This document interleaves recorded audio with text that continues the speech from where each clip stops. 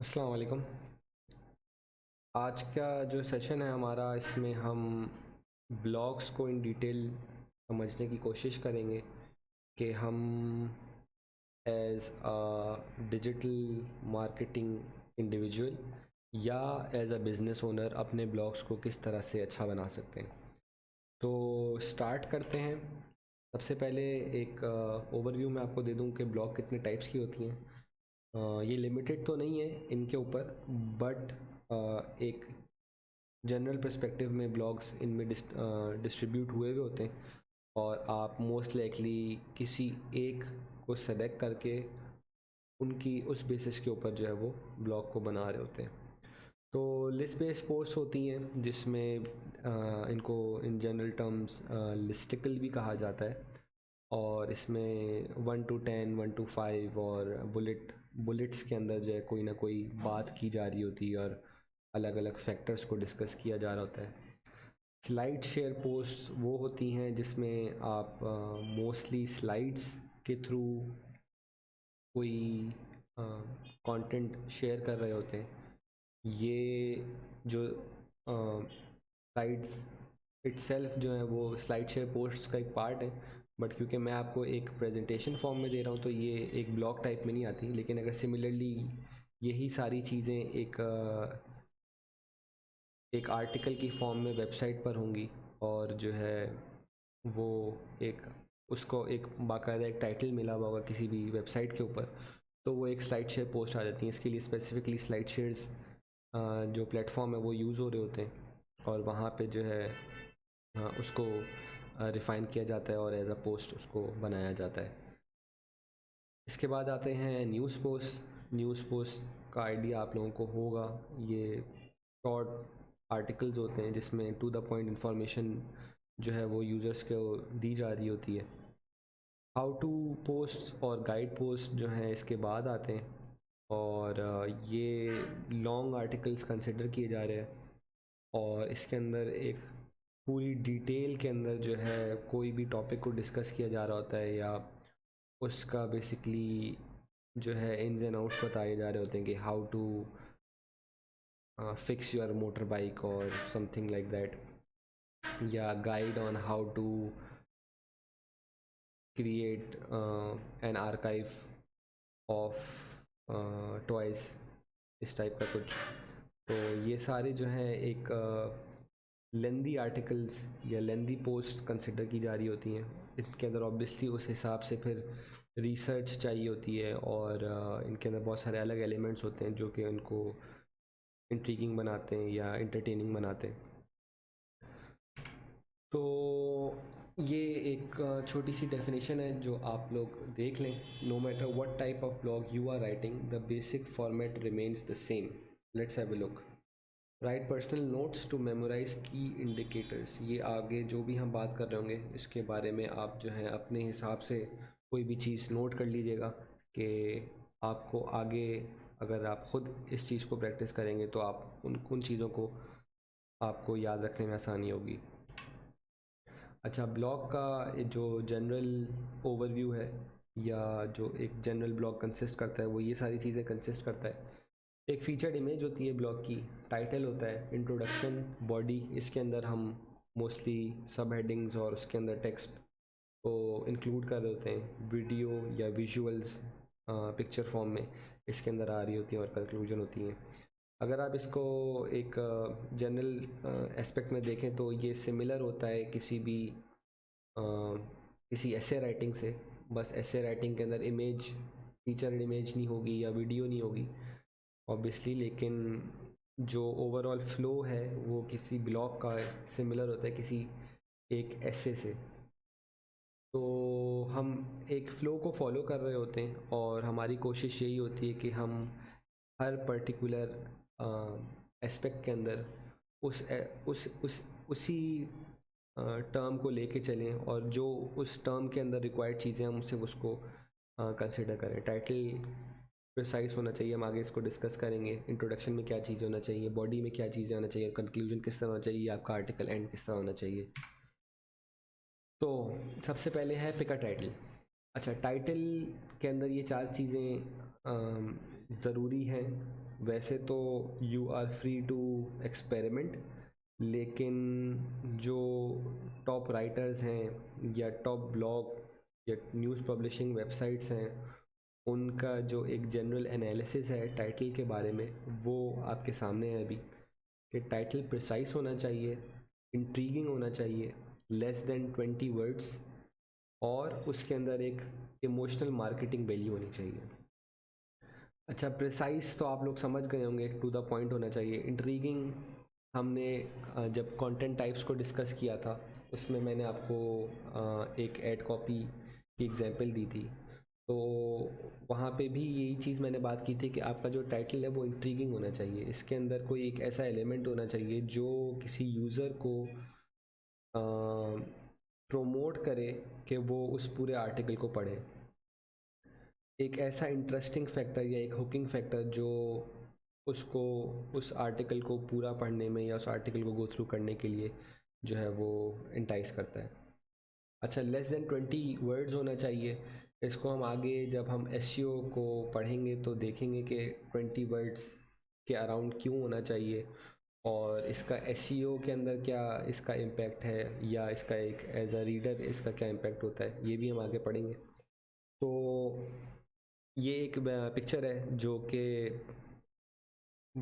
I think 1 million articles का एक सर्वे था, उसके ऊपर ये पिक्चर ली गई है। और इसके अंदर भी जो आप कर्व देख रहे हैं वो 10 to 20 वर्ड्स के बीच में, जो टॉप है वो 15 वर्ड्स और 20 वर्ड्स के अराउंड है। तो ये वही नंबर है जो यहाँ पे मैंने मेंशन किया हुआ है कि हमारा जो टाइटल होना चाहिए वो इस ड्यूरेशन इस नंबर के अंदर का होना चाहिए। 15 to 20 is the best, 10 to 20 का तो फोकस हमारा ज़रूरी होना चाहिए। अच्छा, इसको बेस करते हुए हमारी जो है बहुत सारी चीज़ें जो है आसान हो जाती हैं कि हमारा जो वो आर्टिकल है उसकी रीडेबिलिटी बढ़ जाती है। और इस पिक्चर के थ्रू आप ये भी देख रहे होंगे कि ये जो नंबर है ये फेसबुक इंगेजमेंट्स का है। तो वही एड कॉपी की एग्जांपल मैं आपको रिकॉल करवाऊंगा कि उस एड कॉपी का टाइटल आप दोबारा देखें कि वो कितने वर्ड्स का था, और वो उसके शेयर्स और उसकी लाइक्स ऑब्वियसली उस चीज़ को वैलिडेट कर रहे हैं कि शॉर्ट टाइटल्स जो हैं वो इंट्रीगिंग एलिमेंट भी ले आते हैं और वो रीडेबिलिटी को भी बढ़ा रहे होते हैं। अच्छा, जो लास्ट चीज़ है ये थोड़ा सा एक टेक्निकल टर्म है, और ये टाइटल्स के अंदर जो नई रिसर्च है उसके मुताबिक जो है ये ज़रूरी होना चाहिए। इमोशनल मार्केटिंग वैल्यू, ये एक परसेंटेज बेस्ड नंबर होता है, और आप कोई भी टाइटल बनाते हैं तो इसको मॉनिटर करने के लिए आप बहुत सारी वेबसाइट्स हैं। आप बस गूगल पे जाके इमोशनल मार्केटिंग वैल्यू लिखेंगे तो आपके पास जो है वो कोई ना कोई वेबसाइट खुल जाएगी जो इमोशनल मार्केटिंग वैल्यू आपके टाइटल का आपको बता रही होगी। तो इसको हम प्रैक्टिकल फॉर्म में तब देखेंगे जब हम कोई भी टाइटल बना रहे होंगे in terms of SEO, because हमें हमारे लिए बहुत ज़रूरी है कि हमारा जो कंटेंट है वो एसईओ पर्सपेक्टिव से भी सही हो। जब हम एसईओ की बात कर रहे होंगे तो आपके लिए बहुत सारी जो चीज़ें हैं वो उस वक्त भी क्लियर हो रही होंगी। अभी इस चीज़ को दिमाग में ज़रूर रखें और इस चीज़ के ऊपर एक्सपेरिमेंट करें कि आपके जो है टाइटल है वो इमोशनल मार्केटिंग वैल्यू के अंदर कहाँ फॉल कर रहा है। तो इसकी जो एक्सरसाइज है वो यही है कि आप कोई भी टाइटल खुद बनाएं। Let's say for example, how to get slim in 30 days, ये एक टाइटल हो सकता है। तो आप कोई भी टॉपिक चूज़ करें और उससे रिवॉल्व करके आप अलग अलग टाइटल्स बनाएं और उनको इस EMV इंडिकेटर के अंदर जो है सबमिट करें तो आपके पास एक नंबर आ जाएगा। अच्छा, जो इसका इस नंबर की जो वैल्यू है वो हमें इस तरह से पता चल रही होती है कि ये परसेंटेज में आ रहा होता है। तो जो अच्छी वैल्यू है वो 25 अबव जो है वो एक अच्छी वैल्यू कंसिडर की जा रही होती है। तो अगर आपके टाइटल्स 25% से ज़्यादा हैं, 25% से कम है, तो ये एक ऑब्वियसली एक नो गो है। तो आपको मेक श्योर ये करना है कि आपका जो टॉपिक का टाइटल है वो 25% उसकी एटलीस्ट EMV वैल्यू हो, और उससे जितनी ज़्यादा होगी तो वो आपका ऑब्वियसली एक बेनिफिशियल रेशो बन जाता है। तो वो इवेंचुअली आपके रीडर्स के लिए एक बहुत इंट्रीगिंग टाइटल बन जाता है, और आपका जो ओवरऑल टॉपिक है या जो ओवरऑल ब्लॉग है उसका जो आउटलुक है वो मज़ीद बेहतर हो जाता है, और उसके चांसेस ऑफ इंगेजमेंट और बढ़ जाते हैं। अच्छा, अब हम आते हैं इंट्रोडक्शन की तरफ। तो टाइटल के बाद जो मोस्ट इम्पॉर्टेंट थिंग है वो इंट्रोडक्शन है। इंट्रोडक्शन के बाद जो सबसे important thing in a blog post होती है वो कंक्लूजन होता है, बॉडी नहीं होती। ये हम आगे देखेंगे क्यों, लेकिन अभी हम डिस्कस कर लेते हैं इंट्रोडक्शन की। तो इंट्रोडक्शन शॉर्ट होना चाहिए सबसे पहले। इंट्रोडक्शन के अंदर जो भी इंफॉर्मेशन आप दे रहे हैं वो कंप्लीट नहीं होनी चाहिए, similar to what a title does.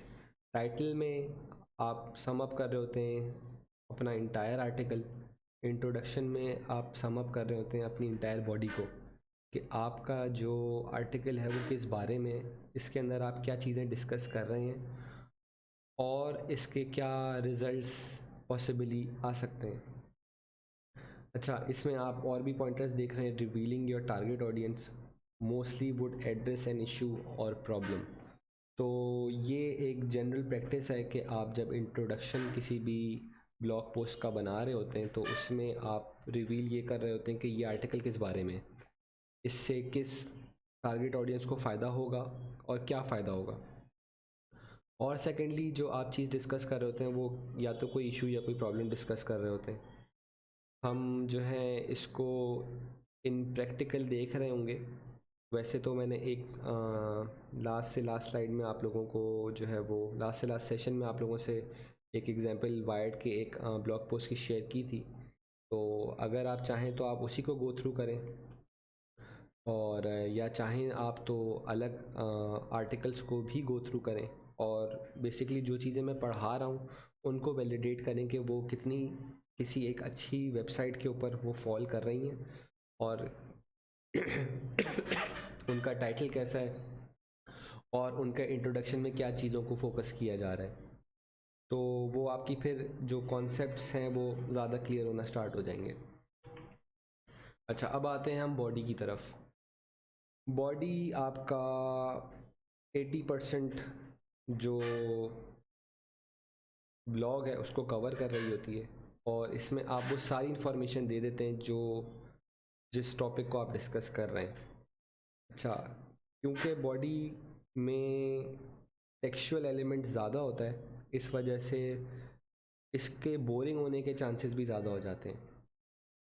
अच्छा, इसको ओवरकम करने के लिए अब आप अगर नोट करें तो अगर जितने भी बड़े न्यूज़ पब्लिशिंग वेबसाइट्स हैं या जो ब्लॉग्स हैं वो कोशिश ये करते हैं कि अपनी बातों को टू द पॉइंट रखें, अपने पैराग्राफ्स को शॉर्ट रखें, और most importantly they use the help of videos और विजुअल्स।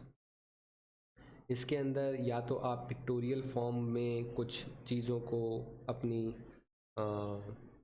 डिफ़ाइन कर रहे होते हैं या थ्रू वीडियो डिफ़ाइन कर रहे होते हैं। तो आपका जो इंटरेस्ट फैक्टर है किसी भी रीडर का वो सेम रहता है। अगर आप सिर्फ़ और सिर्फ टेक्सचुअल फॉर्म में अपनी सारी बात कर देंगे जस्ट लाइक एन एसे, तो कोई भी नहीं पढ़ेगा। तो वो इंटरेस्ट फैक्टर जो है वो आपको हमेशा दिमाग में रखना होता है कि मैं अगर कोई चीज़ लिख रहा हूँ एक ब्लॉग के अंदर, तो ऐसा तो नहीं कि किसी पॉइंट पे मेरा रीडर बोर हो जाएगा। तो आपको वो वाले एलिमेंट को दिमाग में रख के लिखना होता है। और अगर आपको ऐसा लग रहा है कि यहाँ पे मैं कोई एक बोरिंग सा एक मुझे एक जो है वो इसकी फील आ रही है कि यार यहाँ पे कोई बात जो है वो मैं अगर कर रहा हूँ, या इस टॉपिक को डिस्कस करने के लिए मुझे किसी वीडियो की या विजुअल की ज़रूरत है, तो आप ज़रूर करें। विजुअल्स के बगैर ब्लॉग पोस्ट का जो इंगेजमेंट रेशियो है वो बहुत मिनिमम हो जाता है, और हाईली अनलाइकली है कि आपके जो ब्लॉग्स हैं वो लोग पढ़ें। और हमारे केस में क्योंकि हमारा जो इवेंचुअल टारगेट है वो किसी ब्लॉग के थ्रू या तो सेल जनरेट करवाना है या तो सब्सक्रिप्शन करवाना होगा, या इवेंचुअली जो हमारा ऑब्जेक्टिव होगा वो अपनी वेबसाइट पे लैंड करवाना होगा, लैंडिंग पेज पे लाना होगा। तो हमारा जो reason to make it interesting है वो ज़्यादा बढ़ जाता है। हम सिर्फ information just for the sake of information नहीं दे रहे, हम इन्फॉर्मेशन दे रहे हैं क्योंकि हमें उससे कोई रिज़ल्ट जो है वो अचीव करवाना है।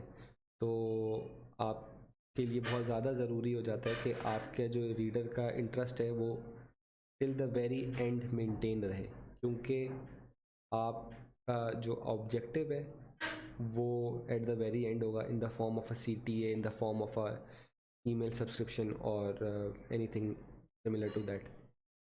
तो बॉडी के अंदर ये कुछ चीज़ें जो आप नोट कर लीजिए, और वो हैं शॉर्ट पैराग्राफ्स, हैविंग सब headings, maintaining active voice, read what you right and lots of visuals.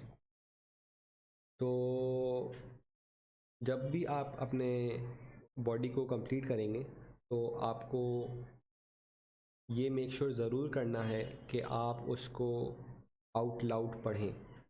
अगर आप कोई भी चीज़ लिख रहे हैं तो जब आप उसको पढ़ेंगे तो सबसे पहले आपने उस आर्टिकल के अंदर जो भी मिस्टेक्स की होंगी वो आपके खुद सामने आ जाएंगी।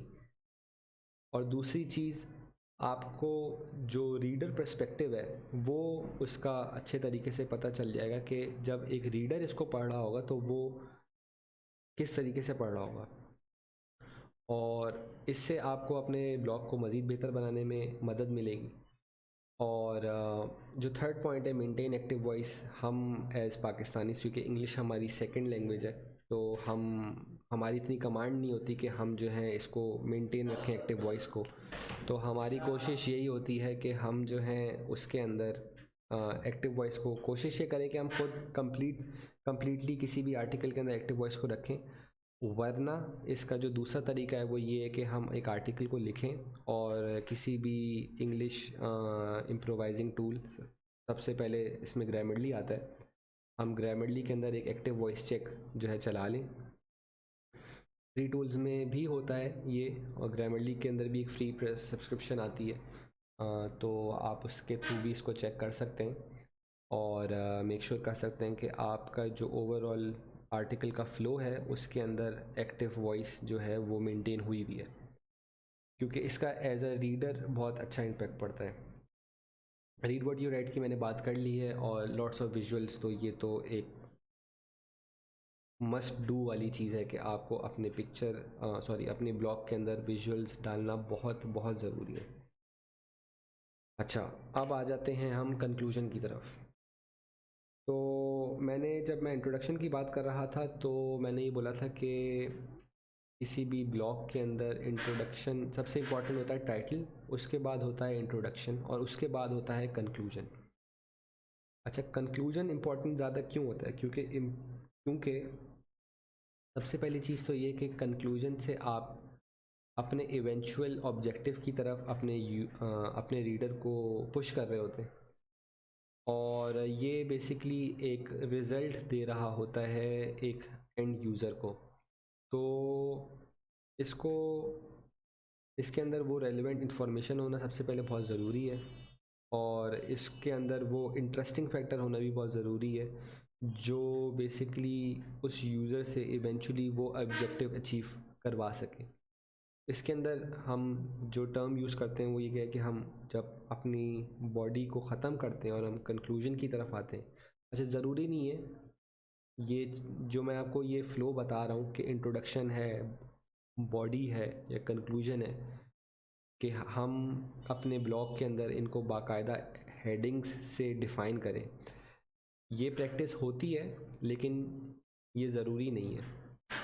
इन मैनी केसेस लोग इंट्रोडक्शन कंक्लूजन फिर भी ऐड करते हैं, बट द मोस्ट प्रेफर्ड वे ये है कि हम अपनी सब हेडिंग्स या हेडिंग्स सिर्फ और सिर्फ उस वक्त डालें जब हम किसी एक पर्टिकुलर सब टॉपिक के ऊपर बात कर रहे हैं या कोई सब हेडिंग को हमें प्रोमिनेंट करना है। तो हम डालें। इंट्रोडक्शन कंक्लूजन इटसेल्फ हमें पता चल रहा होता है उस ब्लॉग के ओवरव्यू से कि यार ये इंट्रोडक्शन है, ये कंक्लूजन है, लेकिन जो इंट्रोडक्शन के अंदर एलिमेंट्स हमें इस्तेमाल करने हैं वो इस्तेमाल करना बहुत ज़रूरी है।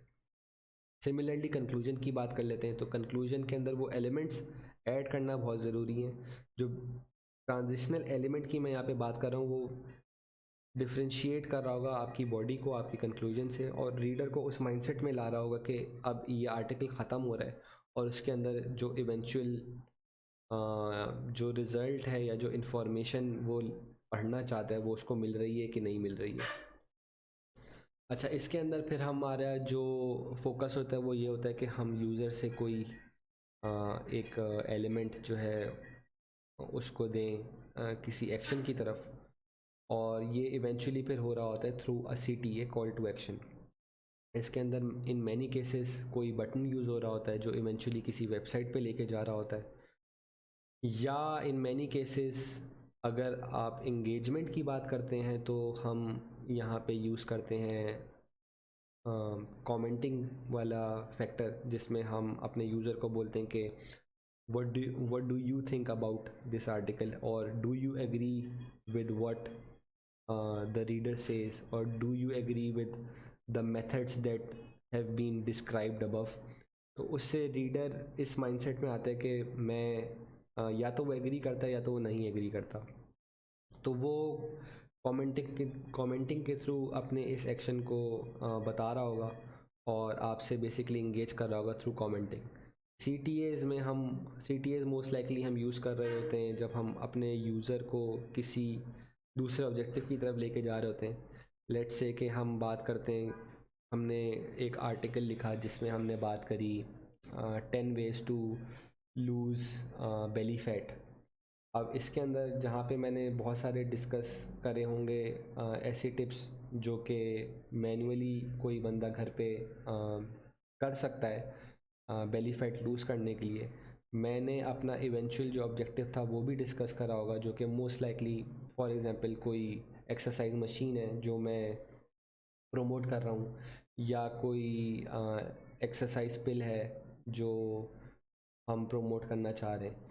तो वो चीज़ हम वन वे और दी अदर इनडायरेक्टली प्रमोट कर रहे होते हैं, और उस CTA के अंदर हम बेसिकली उस यूज़र को इस तरफ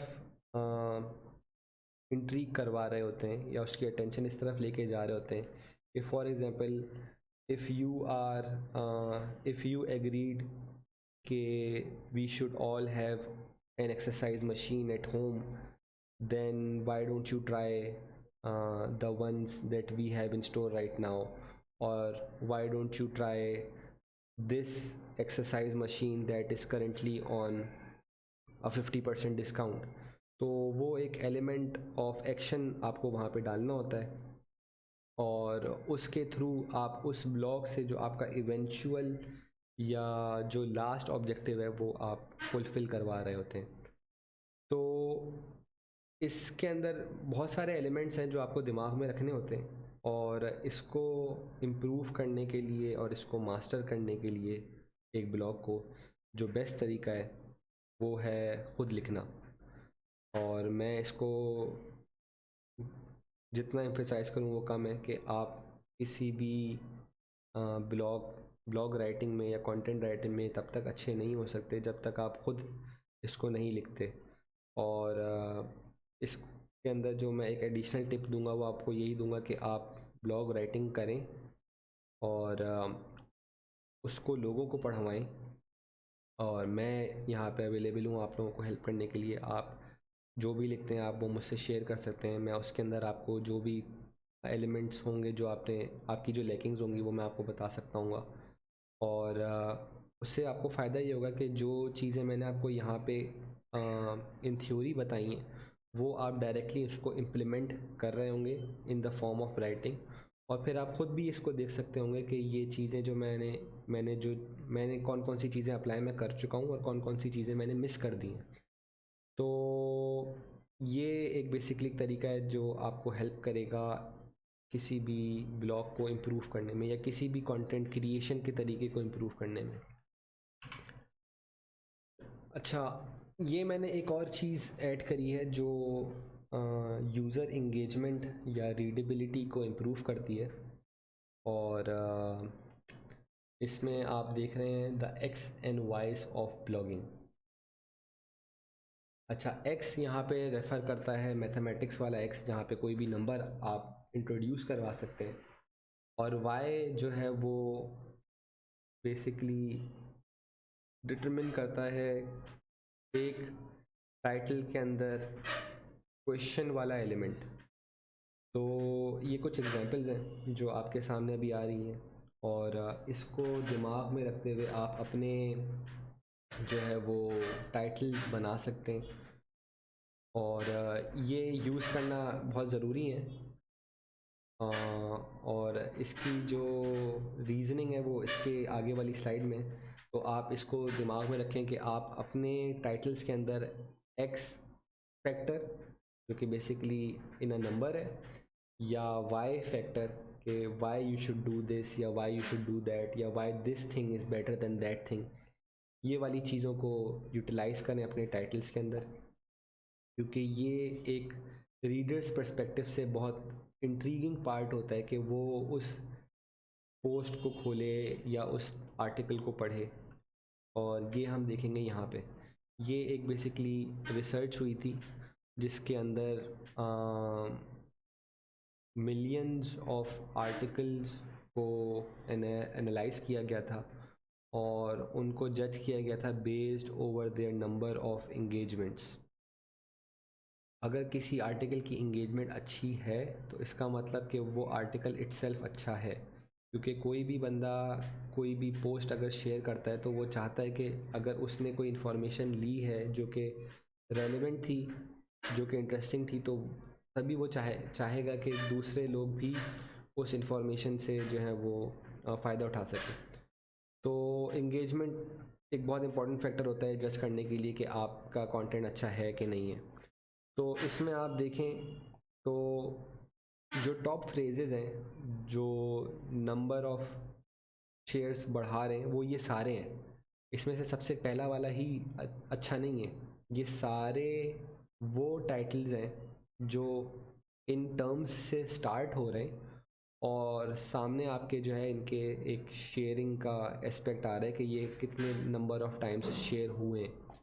तो नंबर वन पे है एक्स रीजन्स वाई, मतलब 10 reasons why you are failing at the gym. और इस टाइप के जो टॉपिक्स होते हैं, इस टाइप के जो टाइटल्स होते हैं, ये आपका जो इवेंचुअल टारगेट यूज़र होगा उसको डायरेक्टली हिट करते हैं कि यार ये कैसी ये जो टाइटल है ये मुझे इंटरेस्टिंग लग रहा है कि यार वो कौन सी चीज़ें जो मैं मिस कर रहा हूँ जिससे मेरी जो है वो एक्सरसाइज बेहतर नहीं हो रही, या जिससे मैं पतला नहीं हो रहा।